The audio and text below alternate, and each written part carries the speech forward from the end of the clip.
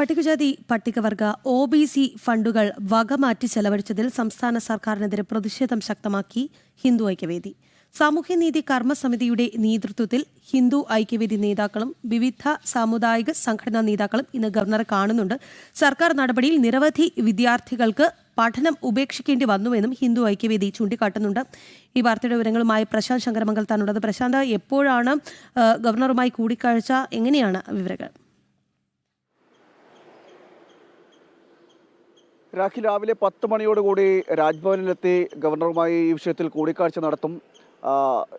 SC/ST fund, അതോടൊപ്പം തന്നെ OBC fund വകമാറ്റി ചെലവഴിച്ചു എന്ന വിഷയത്തിലാണ് തങ്ങളുടെ പ്രതിഷേധം അറിയിക്കുന്നത്. അതായത് ബജറ്റിൽ നിശ്ചയിച്ച തുക ബജറ്റിൽ നിശ്ചയിച്ചെങ്കിൽ പോലും ആ തുക പോലും നൽകാതെ വെട്ടിക്കുറയ്ക്കുന്ന ഒരു സമീപനമുണ്ടായി, വക മാറ്റി ചിലവഴിക്കുന്ന ഒരു സമീപനമുണ്ടായി.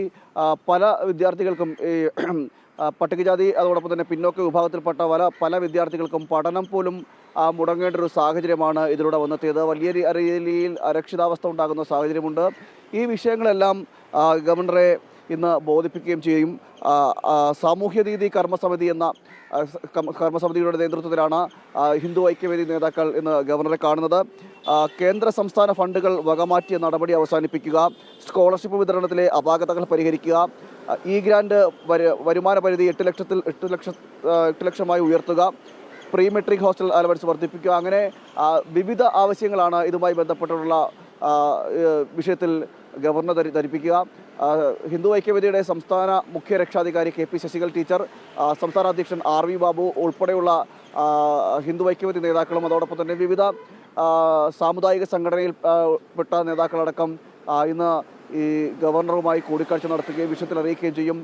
വലിയ രീതിയിലുള്ളൊരു പ്രതിഷേധം ഇതുമായി ബന്ധപ്പെട്ട് ഉയരുന്ന സാഹചര്യമുണ്ട്. നമുക്കറിയാം, പല സമയങ്ങളിലായി നമ്മൾ വാർത്ത നൽകിയതാണ് ഈ ഫണ്ട് വകമാറ്റി ചെലവഴിക്കുന്നതുമായി ബന്ധപ്പെട്ടുള്ള കാര്യത്തിൽ. എന്നാൽ സർക്കാരിൻ്റെ ഭാഗത്തു നിന്ന് അത്തരം സമീപനങ്ങളുമായി മുന്നോട്ട് പോകുന്നൊരു സാഹചര്യമാണുള്ളത്. പട്ടികജാതി വിഭാഗത്തിൽപ്പെട്ടതും അതോടൊപ്പം തന്നെ പിന്നോക്ക വിഭാഗത്തിൽ OBC വിഭാഗത്തിൽപ്പെട്ടതുമായിട്ടുള്ള വിദ്യാർത്ഥികൾക്ക് പഠനം പോലും പൂർത്തിയാക്കാൻ കഴിയാത്ത സ്ഥിതിയിലേക്ക് സംസ്ഥാനത്ത് അവസ്ഥ മാറുന്നു.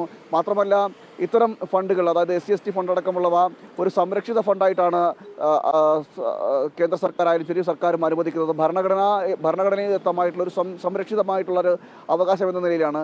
അങ്ങനെ ആ സംരക്ഷിത അവകാശത്തെ ഇല്ലാതാക്കുന്നൊരു സമീപനമാണ് സംസ്ഥാന സർക്കാർ സ്വീകരിക്കുന്നത്. അതുകൊണ്ട് തന്നെ ഇത് ഭരണഘടനയോടുള്ളൊരു വെല്ലുവിളിയാണെന്ന കാര്യവും ഗവർണറെ ഹിന്ദു ഐക്യവേദി നേതാക്കൾ എന്തായാലും അറിയിക്കും.